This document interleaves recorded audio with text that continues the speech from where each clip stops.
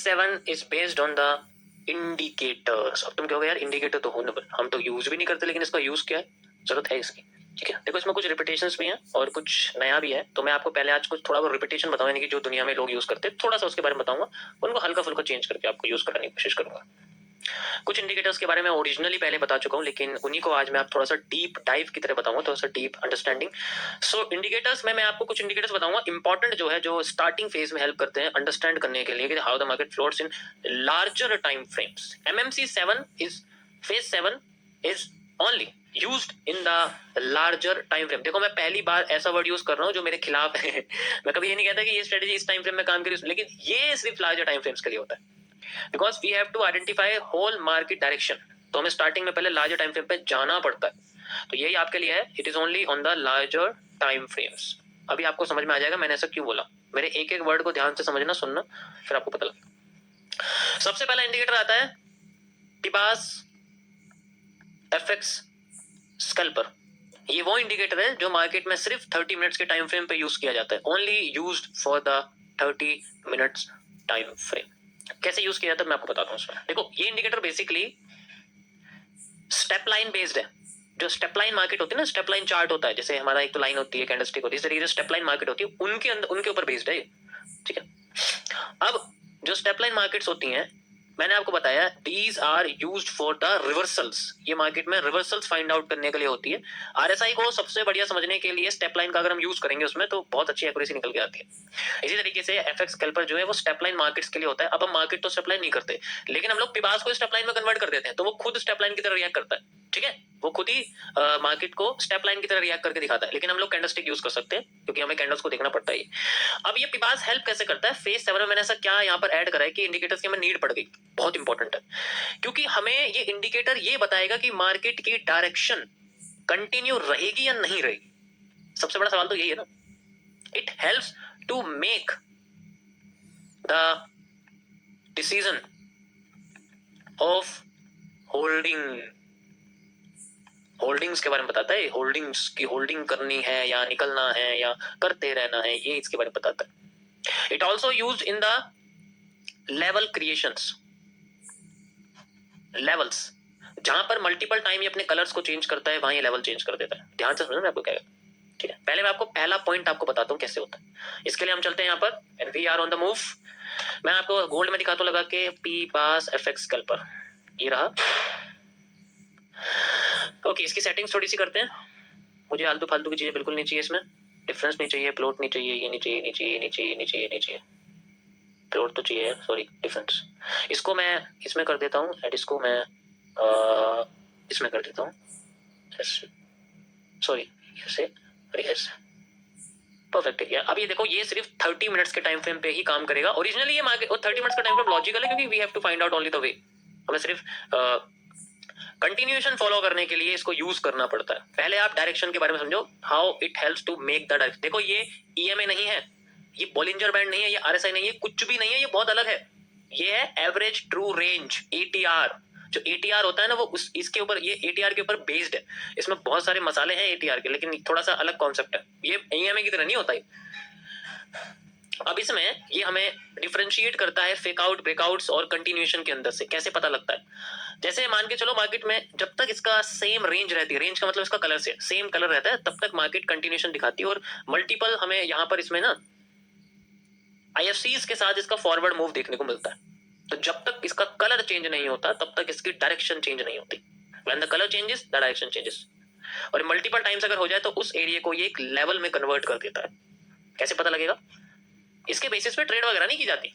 It only creates the direction, it only creates the level. जैसे पहली बार इसने change करा, अच्छी खासी डायरेक्शन क्रिएट कर दी, दूसरी बार चेंज करा, अच्छी खासी, लेकिन यहां पर ये अपनी मल्टीपल टाइम डायरेक्शन, तो ये एक लेवल को क्रिएट करके चला गया। It is called a level. और जब मार्केट टॉप पे है तो ये लेवल माना जाएगा या तो ऑर्डर ब्लॉक या फिर रेजिस्टेंस। इसी तरीके से जब ये अपने आप को किसी डायरेक्शन में लेके जाएगा और फिर मल्टीपल टाइम चेंज करेगा, देन फिर अब तो कोई डायरेक्शन चेंज नहीं, क्योंकि एक दो बार ही करा ना इसने चेंज, तो कोई सपोर्ट रेजिस्टेंस नहीं माना जाएगा, कंटिन्यूएशन है। तो ये हमें इंडिकेट करता है लार्जर टाइम फ्रेम पे कि मार्केट अपने आप को हमें अभी फिलहाल के लिए एक ट्रेंड के अंदर लेके जा रही है। और वो ट्रेंड क्या है, ये एक ट्रेंड है जिसे हम लोग सिंपल अप ट्रेंड कहते हैं। अप ट्रेंड में हमें सिर्फ उन्हीं एनालिसिस पे फोकस करना पड़ता है जो हमें अपवर्ड मूव करने की कोशिश करते हैं, हम रिवर्सल नहीं कर सकते।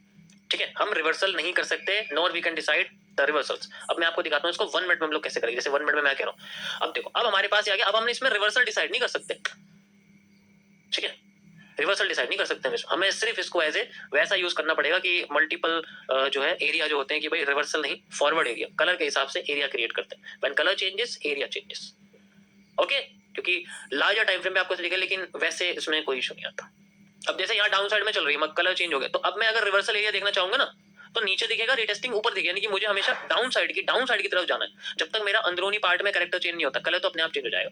जस्ट लाइक सप्लाई, ठीक है, सप्लाई डबल सप्लाई होगी, ठीक है, डिमांड डबल सप्लाई के बाद डिमांड आई like this is the retesting area, downside आ गया। जैसे ही एक कैरेक्टर चेंज हुआ, अब मैंने इसमें डाउन साइड आना बंद कर दिया, और फिर इसका कुछ टाइम बाद कलर चेंज हो गया, क्योंकि मैं अप साइड नहीं जाना चाहता। जैसे ही अप साइड हुआ, अब मैं सिर्फ बुल साइड की तरफ फोकस करूं, यानी कि मैं सिर्फ हमेशा, समझ रहे हो ना। तो एक आइडिया होता है कि अगर हमें अपने आप को कंटिन्यू रखना है तो ज्यादातर फोकस रहेगा हमें उस डायरेक्शन में, जिस डायरेक्शन में हमें इंडिकेट करके दे रहा है। ये बस इनिशियल हेल्प करता है ट्रेंड के साथ चलने के लिए, ट्रेंड के अगेंस्ट नहीं, समझ रहे हो ना। ट्रेंड के साथ चलने के लिए हेल्प करता है, ट्रेंड के अगेंस्ट चलने के लिए नहीं करेगा। अब क्या है, हर कोई सोचो कि ट्रेंड के अगेंस्ट हो जाते हैं, मार्केट अपने आप को डाउनवर्ड कर देगी, ये तो गलतफहमी है। ओनली डायरेक्शन हमें पता करनी पड़ेगी, ताकि हम लोग अपने आप को ये मान सके कि हम रिवर्सल में नहीं जाएंगे, हम लोग ट्रेंड के साथ जाना है, चाहे कुछ भी हो जाए, ऐसा होता है। अभी क्या हो रहा है, मैं बिटकॉइन में जो जा रहा हूं वो किसके साथ जा रहा हूं, रीटेस्टिंग का मतलब क्या है, मेरे रिवर्सल ऊपर है, रीटेस्टिंग नीचे। क्यों?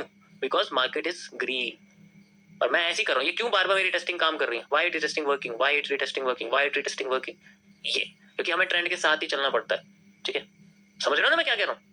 अभी कुछ लोग लगे तो फालतू इंडिकेटर, क्योंकि तुम्हें तो डायरेक्ट बाय सेल चाहिए कि लिखा आ जाए किसी इंडिकेटर पे बाय, तो मेरे लिए वो लीडिंग है, अगर मेरे लिए नहीं लिखा रहा तो वो लैगिंग इंडिकेटर है। ये गलतफहमी निकाल दो, कुछ नहीं होने वाला। इंडिकेटर को हमेशा कोसते रहोगे, अब भी कह रहा हूँ, वो बस एक थर्मामीटर है, वो तुम उसे मुंह में डाल के टेम्परेचर लगाओ या पानी में डालो, वो दिखाएगा वही वैल्यू, वो फिर भी दिखाएगा। तो ये सिर्फ टेम्परेचर की तरह, थर्मामीटर की तरह काम करते हैं। इनको हम लोग एग्जीक्यूशन के लिए यूज नहीं कर सकते, इंडिकेशन के लिए यूज करते हैं, इसलिए उनको इंडिकेटर कहते हैं, समझे। अब मैं बता रहा हूँ, आधे लोग ये सोचेंगे अरे सीधे कलर चेंज घुसो जा, 22 साल की बंदूक चलाई जाए एकदम।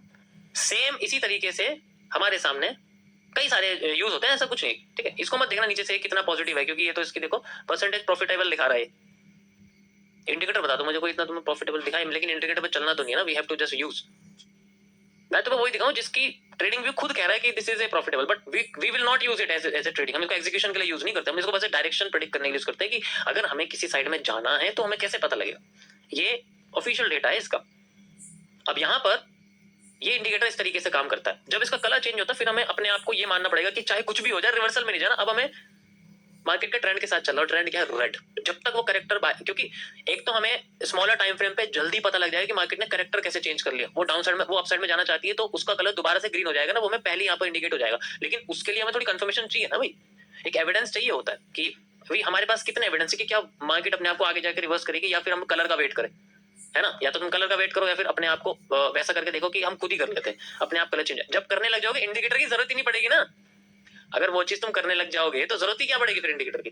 इसलिए मैंने बोला जब वो चीज सही तरीके से काम करना शुरू कर देगी तब आपको इसको यूज करने की जरूरत नहीं पड़ेगी। Now I am ready to identify, क्योंकि अभी अभी किसी को भी मार्केट के कैरेक्टर को चेंज होते हुए समझ में नहीं आएगा, कैरेक्टर कैसे चेंज होता है, वो कैसे पॉजिटिव या नेगेटिव होने वाली। इसीलिए we use indicator just for indicating the direction, समझ आया ऐसे। सो किसी भी मार्केट में काम करेगा, ये जरूरी नहीं है कि किसी भी मार्केट में आप लार्जर टाइम फ्रेम यानी कि 30 मिनट्स के टाइम फ्रेम पे एनालाइज कर सकते हो, just for making and identify the actual area. इसमें ज्यादा और कुछ नहीं है, बस ये बेसिक सी चीज है कि हमें पता है हमें कैसे अपना आइडेंटिफाई करें। हमें नहीं पता कि वो कैसे अपने आप को चेंज कर रही है। प्रैक्टिस करोगे तो इसकी वैल्यू समझ में आएगी आपको, वरना कोई फायदा नहीं। चेंज ऑफ कैरेक्टर को समझने के लिए और ट्रेंड के साथ चलने के लिए हमें पॉजिटिविटी के साथ चलना पड़ता है। देखो अगर मार्केट अपने बुल ट्रेंड में है तो पता तुम्हें सबसे ज्यादा एक्यूरेट क्या होगा, कौन सा वॉल्यूम होगा, डिमांड का वॉल्यूम होता है सबसे एक्यूरेट, ठीक है। सप्लाई का वॉल्यूम हमेशा एक्यूरेट नहीं होता, क्योंकि वो तो ऊपर नीचे फ्लक्चुएट करता है। लेकिन डिमांड का वैल्यू जो होता है वो हमेशा या तो डबल होएगा या सेम आएगा, या डबल होएगा सेम, इस तरीके से चलता है। जब तक वो अपनी एक डायरेक्शन में है तब तक उसका वॉल्यूम सेम आ रहा है। एक बार भी अगर उसका वॉल्यूम टेढ़ा मेढ़ा आ गया, कैरेक्टर चेंज होने वाला होता है। लेकिन हमें नहीं पता लगेगा ना, हमें ये पता लगाने के लिए ही एक और इंडिकेटर यूज करना पड़ता है, अगर हम पास नहीं यूज करना चाहते, which is known as the 200 EMA। It is also use for the larger time frames, ये भी लार्जर टाइम फ्रेम्स में यूज किया जाता है। अभी मैं आपको दिखाता हूँ, ये भी सेम इसी की तरह होता है।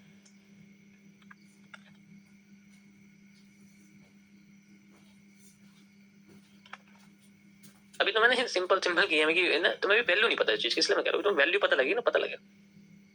अभी तो 22 साल की आदत हो रही है ना, तो इतनी जल्दी कैसे छूट जाएगा। It is also use for, ये ब्रेकआउट के बाद का एरिया इंडिकेट करती है कि मार्केट अपने आप को कैसे कैसे कैसे कैसे फॉरवर्ड लेके जाके।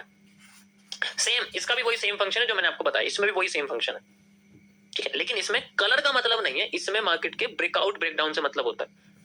जैसे वो नेगेटिव है तो वो अपने आप को लेके, अब इसमें क्या करना, जैसे हमने 200 ईएमए लगा दी, लेकिन इसको हम लोग यूज करते हैं लार्जर टाइम फ्रेम। ये आपको दिख रहा है यहाँ पर टाइम फ्रेम, इसको हम लोग 30 मिनट्स पे यूज करते हैं। अभी 30 मिनट्स की दिखाएगा। नाउ वी हैव, अब देखो दिखा रहा है नीचे, ये देखो आगे नीचे, नीचे देख रहे हो आप, अभी नीचे आ गया। अब ये दिखा रही है कि मार्केट फॉरवर्ड में ही है, जब से फॉरवर्ड में ही चल रही है। डिपेंड करता है पर कितनी मेहनत करते हो। सो गाइस ये थे मिनिमम से टॉपिक, आपके ज्यादा नहीं है इसका, बस देखो यूज करने के ऊपर हम लोग कैसे यूज करते हैं इसको, ठीक है। इसलिए मैंने बोला कि कुछ रिपीटेड हैं, कुछ लोग यूज करते हैं इसको, और कुछ, लेकिन मैं थोड़ा सा इसको चेंज करके आपको बताया। Okay, only larger time frames for indicating the direction, because we do not know where the market change of character.